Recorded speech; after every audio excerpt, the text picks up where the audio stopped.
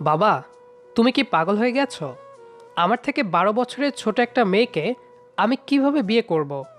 আমি নিজে একজন সেনাবাহিনীর ক্যাপ্টেন হয়ে দেশের আইন ভঙ্গ করতে পারবো না। তুমি আমাকে আইন শিখাতে আসছো? ভুলে যেও না, আমিও এক সময় সেনাবাহিনীতে চাকরি করতাম। আর তোমার মাও আমার থেকে 15 বছরের ছোট। বাবা, ওইটা 1990 সাল ছিল, আর এখন 2024 সাল। নিজের থেকে এত ছোট বয়সের মেয়েকে বিয়ে করলে তার সাথে আমার কোনোদিনও ভালো বোঝাপড়া হবে না। দেখো, তোমার এই সব কথা শোনার সময় আমার নেই। আমি আমার বন্ধু আসলামকে কথা দিয়েছিলাম ওর মেয়ের সাথে আমার ছেলের বিয়ে দেব। আর তুমি অবশ্য এটাও জানো যে আসলাম আমার জীবন বাঁচাতে গিয়েই শহীদ হয়। ও মারা যাওয়ার কিছুদিন পর ওর স্ত্রীও স্ট্রোক করে মারা যায়। তাই আমি চাচ্ছি ওদের এতিম মেয়েটাকে একটা নিরাপদ আশ্রয় দিতে, আমার মেয়ে হিসাবে এই বাড়িতে নিয়ে আসতে। কিন্তু বাবা, মেয়েদের 18 বছরের নিচে বিয়ে তো বাংলাদেশের আইনে অপরাধ। আমি বাল্যবিবাহ করেছি, এটা আমার বড় স্যার জানলে আমাকে চাকরি থেকে বরখাস্তও করতে পারেন। এখন অন্য কেউ জানবেই বা কেন? আমরা তো এখন আর কোনো অনুষ্ঠান করছি না। মেয়ের 18 বছর হলে তারপর অনুষ্ঠান করব। দেখো, তুমি আমার একমাত্র ছেলে, আর তোমার যেহেতু পছন্দের কেউ নেই, তাই আমার কথা মতো মেয়েটিকে বিয়ে করো। ঠিক আছে বাবা, তোমার যা ভালো মনে হয় তাই করো।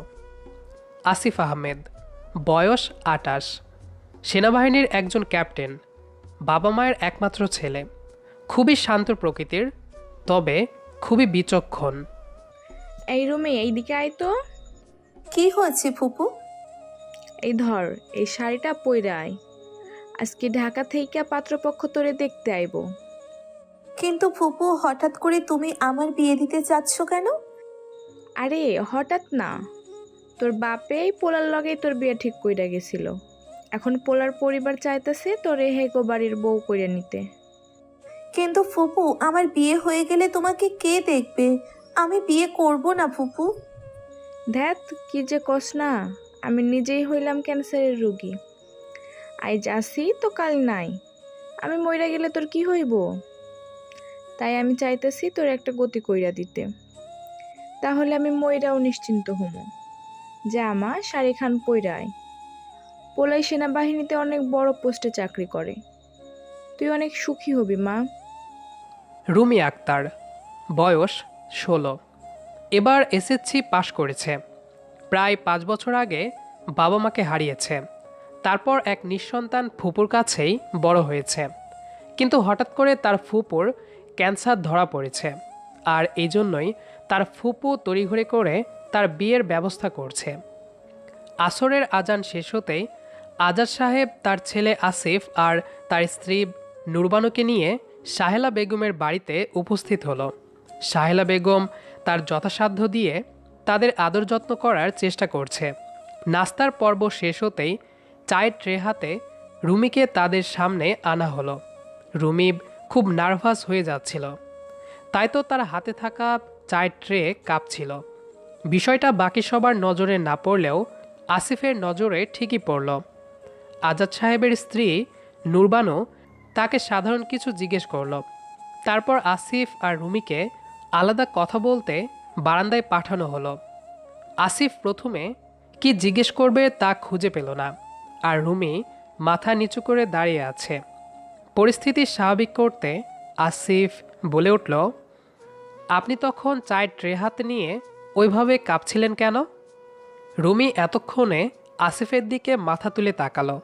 সে বুঝতে পারছে না যে এই মানুষটা এই বিষয়টা কিভাবে লক্ষ্য করলো। রুমির কাছ থেকে কোনো উত্তর না পেয়ে আসিফ তাকে আবার প্রশ্ন করল, আপনাকে কি এই বিয়েটা জোর করে দেওয়া হচ্ছে? আমাকে বলতে পারেন, আমি নিজে থেকে এই বিয়েতে না করে দেব। এবার রুমি আসিফের দিকে তাকিয়ে কাপা কাপা স্বরে বলে উঠল, না, এরকম করবেন না। আমার ফুপু খুব আশা করে আছে যে আমাকে আপনার সাথে বিয়ে দিবে। উনি ক্যান্সারের রোগী, তাই উনি চাইছেন আমাকে যেন একটি নির্দিষ্ট ঠিকানা করে দিয়ে যেতে পারেন। রুমি এক নাগাড়ে কথাগুলো বলে গেল, আর কথার ধরন দেখে আসিফ বলে উঠল, আপনি এত হাইপার হবেন না। ভয় নেই, আমি না করব না এই বিয়েতে। আসিফের কথা শুনে রুমি কিছুটা ভরসা পেল। তাদের কথা বলা শেষ হতেই সালেহা বেগম আজাদ সাহেবকে বলতে লাগলো, তা ভাই সাহেব, আপনারা কয়জন আইবেন মাইয়া নিতে? আমার একটু আগে থেকে কইয়া দিলে ভালো হইতো। দেখেন আপা, এইসবের প্রয়োজন নাই। আমরা আজকে আমাদের বৌমাকে নিয়ে যেতে যাচ্ছি। কিন্তু ভাই সাহেব, এটা কেমন কথা হইল? আপনাকেও আত্মীয় স্বজন আছে, এইভাবে বউ নিয়ে গেলে হেরা কি মনে করব? এইসব নিয়ে আপনি ভাববেন না আপা। আমি আমাদের বাসায় অনুষ্ঠান করব। আপনি এমনিতেই অসুস্থ, তাই আমরা আর আপনাকে কষ্ট দিতে চাই না। আপনি শুধু মন বলে দোয়া করে দেন যেন ওরা সুখী হয়। সেদিন রাতেই আসিফ আর রুমির বিয়ে হয়ে গেল। নিজের মায়ের বিয়ের শাড়িতেই রুমি বউ সাজল। সাহেলা বেগম চাচ্ছিলেন যেন রাতটা সবাই এখানে থেকে যায়, কিন্তু পরের দিন সকালেই আবার আসিফকে ক্যান্টনমেন্টে যেতে হবে। তাই সবাই রাতেই বউ নিয়ে বাড়ির দিকে রওনা দিল। আসিফদের বাড়ি পৌঁছাতে পৌঁছাতে প্রায় সকাল 6টা বেজে গেল। নূরবানু বাড়িতে ঢুকেই বধূবরণের জন্য ব্যস্ত হয়ে পড়ল। ইতিমধ্যে আসিফের আত্মীয় স্বজনদের অনেকেই তার বিয়ের খবর শুনে তাদের বাড়িতে এসে পড়েছে। অনেকেই আবার আফসোস করছে যে একমাত্র ছেলে তাদের, আর এভাবে সাধারণভাবে বিয়ে করল। আসিফের বাবা মা যথাসম্ভব তাদের বোঝানোর চেষ্টা করছে। সব কিছু মিলিয়ে কয়েক ঘন্টার মধ্যেই বাড়িতে একটা উৎসবমুখর পরিবেশের সৃষ্টি হলো। আস্তে আস্তে আসিফের যাওয়ার সময়ও ঘনিয়ে এলো। যাওয়ার জন্য তৈরি হয়ে সে তার মাকে ডাকল, মা, আমি আধা ঘন্টা পর বের হব। আজকে দিনটা থেকে গেলে হয় না? মা, তুমি তো জানোই আমাদের সব কিছু নিয়মের মধ্যেই হয়। আজকে মানে আজকেই যেতে হবে। আচ্ছা দাঁড়া, আমি বৌমাকে উপরে পাঠাচ্ছি, তুই কিছুক্ষণ ওর সাথে কথা বল। আসিফ তার ঘরে বসে তার নববিবাহিতা বউয়ের জন্য অপেক্ষা করতে লাগলো, যাকে কিনা সে 12 ঘন্টা আগে 6 লক্ষ টাকা দেনমোহর ধার্য করে বিয়ে করেছে। কিন্তু আত্মীয় স্বজনের ভিড়ে তার সাথে তার কথা বলার সময়ই হয়নি। কিছুক্ষণ পরেই দরজা ঠেলে একজন রমণীকে ভেতরে ঢুকতে দেখা গেল। পরনে তার নীল রঙের ঢাকাই জামদানি।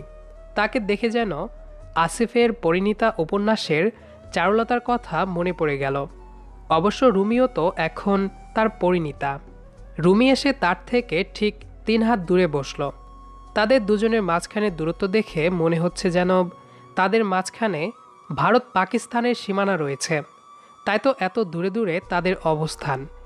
পরিস্থিতি স্বাভাবিক করতে এবার রুমি বলে উঠল, আপনি কখন বের হবেন? এই তো 20 মিনিট পরেই।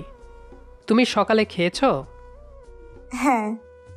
তাহলে আমি যাচ্ছি, ভালো থেকো, আর বাবা মায়ের খেয়াল রেখো। রুমি নিজের মাথা নাড়িয়ে আসিফের কথার সম্মতি জানালো। আসিফ এবার নিজের ম্যানিব্যাগ থেকে 5,000 টাকা বের করে রুমির হাতে দিয়ে বলল, তোমার কিছু দরকার হলে এই টাকা দিয়ে কিনো। রুমি এবারও মাথা নেড়েই তার কথার সম্মতি জানালো। এভাবে প্রায় 3 মাস কেটে গেল। মাঝে মাঝে আসিফের তার পিচ্চি বউয়ের সাথে কথা হতো, কেমন আছো, ভালো আছো, এইটুকুই। কিন্তু ধীরে ধীরে এখন আসিফও যেন এই একবারে অপরিচিত এই মেয়েটির প্রতি আলাদা আকর্ষণ অনুভব করে। তাই তো আজ কাউকে না জানিয়েই সে তার বাড়িতে ফিরেছে। দরজার কলিং বেল চাপতেই রুমি এসে দরজা খুলে দিল। হঠাৎ করে আসিফকে এভাবে দেখে সে অনেক অবাক হলো। তার মুখ থেকে কোনো আওয়াজ বের হচ্ছে না।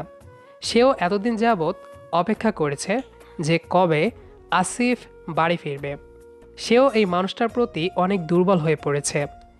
ইচ্ছে করে এই মানুষটার বুকে মাথা রাখতে। এদিকে নূরবানু রুমির কোনো সাড়া শব্দ না পেয়ে দরজার কাছে আসতেই আসিফকে দেখে খুব অবাক হয়ে গেল।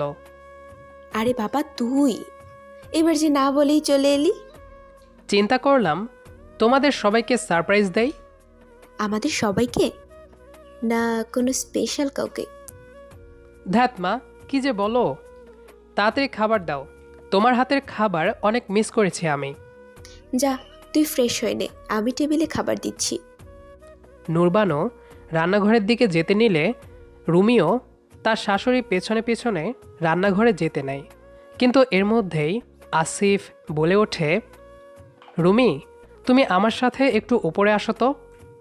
জি আসছি। ছেলে আর ছেলের বউয়ের অবস্থা দেখে নুরবানু মনে মনে হাসে। যুবককালে আজাদ সাহেবও এমন ছিলেন। বাড়ি আসলে এক মুহূর্তের জন্য নুরবানুকে চোখের আড়াল করতে চাইতেন না। আসিফ উপরে এসেই রুমিকে বলল, আমার তোয়ালে দাও, গোসল করব।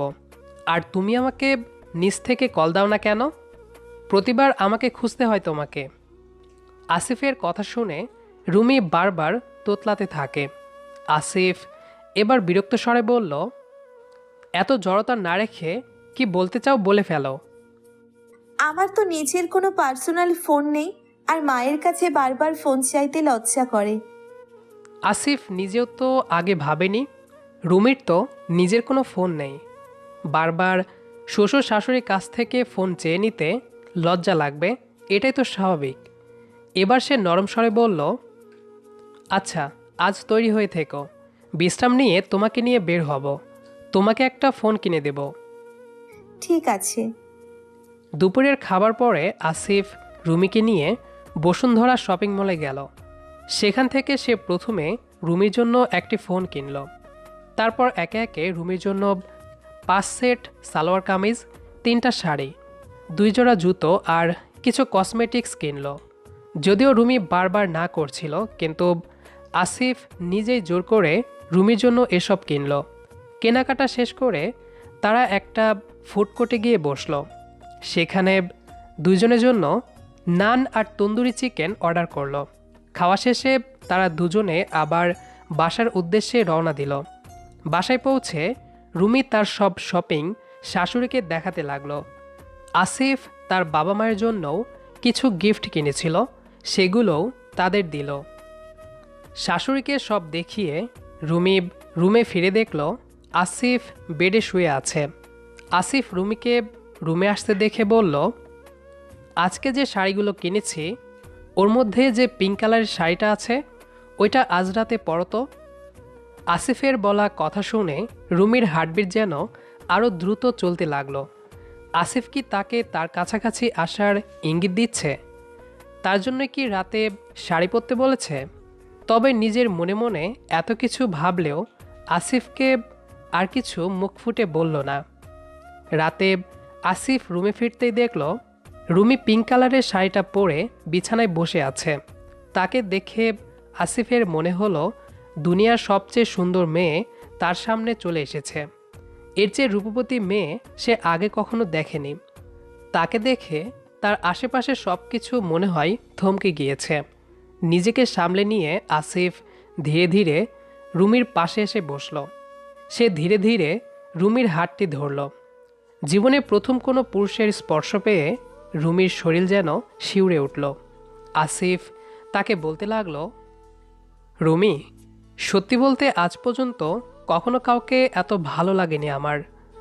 তোমার থেকে এত দূরে থেকেও এই কয় মাসে আমি তোমার প্রতি অনেক দুর্বল হয়ে পড়েছি। ক্যান্টনমেন্টে বসে প্রতিটি মুহূর্তে তোমার কথা মনে পড়ত। জানি না কেন, কিন্তু মনে হতো তুমি আমার অনেক আপন কেউ। তোমারও কি এরকম অনুভূতি হতো রুমি? রুমি লজ্জায় যেন শেষ হয়ে যাচ্ছে। কিভাবে মুখ ফুটে বলবে যে স্বামী নামক এই মানুষটার জন্য তারও এরকম অস্থিরতা হতো। মনে হতো তাকে সামনে পেলে খুব জোরে জড়িয়ে ধরবে, কিন্তু এখন সামনাসামনি মুখ ফুটে তাকে নিজের অনুভূতির কথাও বলতে পারছে না। রুমির দিক থেকে কোনো উত্তর না পেয়ে আসিফ মনে করল রুমি হয়তো এখনও তাকে মেনে নিতে পারেনি। তাই সে আবার রুমিকে বলতে লাগলো, ইটস ওকে রুমি, তুমি সময় নাও। তবে আমরা বন্ধু তো হতেই পারি, তাই না? এখন চলো ছাদে গিয়ে চাঁদ দেখে আসি। আজ আকাশের চাঁদটা অনেক সুন্দর। এই বলেই আসিফ রুমির হাত ধরে তাকে ছাদে নিয়ে গেল। এতদিন পরে এত সুন্দর একটা পরিবেশে এসে রুমির খুব আনন্দ লাগছে। সেও অতি উৎসাহের সাথে আসিফকে বলতে লাগলো, ওই দেখুন, আজ চাঁদটা একেবারে গোল, আর কি সুন্দর লাগছে। হ্যাঁ, চাঁদটি সুন্দর, তবে আমার চাঁদ তার থেকেও সুন্দর। আর চাঁদের গায়ে কলঙ্ক আছে, কিন্তু আমার চাঁদ নিষ্পাপ। আসিফের এরকম কথা শুনে রুমি লজ্জা পেয়ে মুচকি হেসে অন্যদিকে তাকালো। আসিফের আজ মনে হচ্ছে সেদিন তার বাবার কথায় বিয়ে করাটা তার জীবনের একদম সঠিক সিদ্ধান্ত ছিল। সেদিন যদি সে তার বাবার কথার অবাধ্য হতো, তাহলে কি আজ এত সুন্দর একটা মুহূর্ত পেত? সকালের রোদ এসে চোখে লাগতেই রুমির ঘুম ভেঙে গেল। কাল সে আর আসিফ রাতে ছাদে পাটি বিছিয়ে ঘুমিয়েছিল, আর ঘুম ভাঙতেই সে দেখল আসিফ এখনও ঘুম থেকে ওঠেনি। সে এখনও গভীর ঘুমে বিভোর। কাল রাতে আসিফের সাথে সে অনেক গল্প করেছে। আসিফও তাকে তার কলিগ, বন্ধুবান্ধব সবার ব্যাপারে বলেছে। কাল এই মানুষটার এরকম বন্ধুত্বপূর্ণ ব্যবহার দেখে সে যেন আরও বেশি করে তার প্রেমে পড়ে যাচ্ছে। সে মনে মনে সিদ্ধান্ত নিল এই মানুষটিকে সে আর অপেক্ষা করাবে না। আজ রাতেই এই মানুষটিকে তার সর্বস্ব দিয়ে দিবে। আজ রুমি দুপুরে খাবারে মোরগ পোলাও রান্না করলো, আর সাথে কাঁচাগোল্লাও বানালো। সে তার শাশুড়ির থেকে জেনেছে এই খাবারগুলো আসিফের অনেক পছন্দ, আর রান্নাও অনেক ভালো হয়েছে। মোরগ পোলাওয়ের ঘ্রাণে পুরো ঘর ভরে আছে। আসিফ দুপুরের নামাজ শেষে বাসায় ফিরতেই এত সুন্দর ঘ্রাণ পেয়ে তার ক্ষুধা যেন বেড়ে গেল। আজাদ সাহেব অফিস থেকে ফিরলে তারা সবাই একসাথে খেতে বসল। খাওয়া শেষে মিষ্টি খাওয়ার সময় আজাদ সাহেবকে 2 পিস রসগোল্লা খেতে দেখে রুমি তাকে চোখ রাঙিয়ে বলল, বাবা, আপনার সাথে কি কথা ছিল? আপনি শুধু 1 পিস মিষ্টি খেতে পারবেন, এমনিতেই আপনার সুগারটা অনেক হাই হয়ে আছে। আচ্ছা মা, এরপর থেকে 1 পিসই খাবো। একদম আমার মেয়ের মতো করিস তুই। হ্যাঁ, আমি তো আপনার মা। আজাদ সাহেবের সাথে কথা শেষ হতেই রুমি তার শাশুড়ির দিকে ফিরে বলল, মা, আপনার প্রেশারের ওষুধটার কথা মনে আছে তো?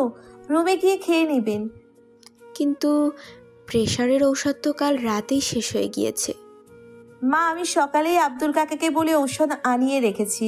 রুমে ঔষধ আর পানি রেখে এসেছি। ঘুমানোর আগে খেয়ে নেবেন। আপনার চশমাটা বেশ পুরনো হয়ে গিয়েছে। আপনার চশমার প্রেসক্রিপশনটা আমাকে কাল দিয়ে দিন। কলেজে যাওয়ার পথে নতুন চশমার অর্ডার দিয়ে আসবো। আচ্ছা মা, দেব না। এখন তুই একটু শান্তিতে বসে খা। সারাদিন শুধু আমাদের দিকে নজর। হ্যাঁ নূর, ওকে আমরা ভৌ করে এনেছিলাম খেয়াল রাখবো বলে, আর এখন ও উল্টো আমাদের খেয়াল রাখে।